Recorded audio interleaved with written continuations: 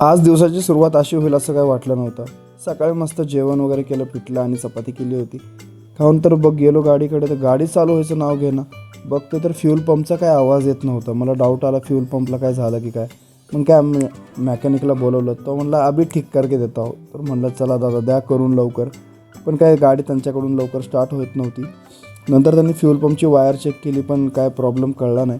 पण काय थोड्याशा प्रयत्नानंतर त्यांनी डायरेक्ट बायपास सर्जरी करत गाडीच त्यांनी मला चालू करून दिली. बरं वाटलं, पण ह्यासाठी 2 तास गेले. मग गाडी वॉश वगैरे करून घेतली. त्यानंतर CNG भरला, जे आपलं रेग्युलर रुटीन आहे.